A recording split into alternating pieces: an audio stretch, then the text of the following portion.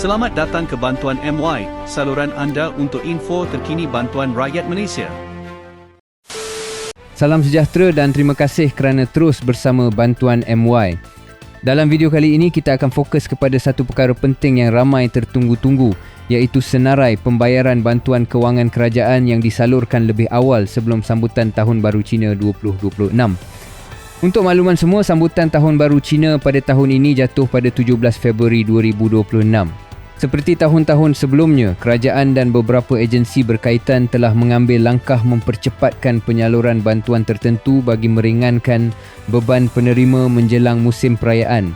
Antara pembayaran yang telah disahkan diawalkan ialah pembayaran di bawah perkeso. Semua jenis bayaran perkeso, termasuk pencen ilat, pencen penakat serta elaun dan faedah berkaitan, akan mula disalurkan pada 11 Februari 2026.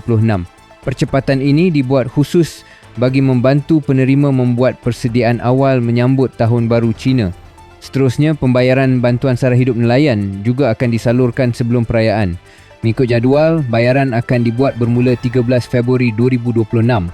Kadar bantuan kekal seperti biasa, iaitu RM300 untuk nelayan laut dan RM250 untuk nelayan darat. Selain itu, bantuan sara hidup veteran ATM turut termasuk dalam senarai bayaran awal. Bantuan sebanyak RM500 ini akan mula dikreditkan pada 11 Februari 2026.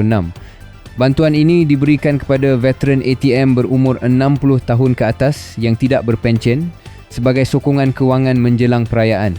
Dalam masa yang sama, bantuan bulanan Jabatan Kebajikan Masyarakat juga dilaporkan akan diawalkan. Untuk bulan Februari, bayaran dijangka bermula sekitar 3 Februari 2026, lebih awal berbanding kebiasaan yang lazimnya sekitar pertengahan bulan. Perlu dijelaskan, terdapat beberapa bantuan lain yang tidak termasuk dalam kategori diawalkan sempena Tahun Baru Cina. Antaranya ialah SARA yang dibayar mengikut tarikh tetap pada 1 hari bulan setiap bulan, serta STR yang telah pun disalurkan lebih awal pada 20 Januari 2026 dan berada di luar tempoh pembayaran Februari. Oleh itu, fokus video ini hanyalah kepada bantuan-bantuan dalam pakej Februari yang memang secara khusus disalurkan lebih awal sebelum sambutan Tahun Baru Cina. Diharapkan penjelasan ini dapat membantu anda membuat perancangan kewangan dengan lebih teratur. Jika anda rasa maklumat ini bermanfaat, kongsikan video ini kepada ahli keluarga dan rakan-rakan yang mungkin layak menerima bantuan. Teruskan bersama Bantuan MY untuk maklumat bantuan terkini, sahih dan berfakta. Jumpa lagi dalam video seterusnya.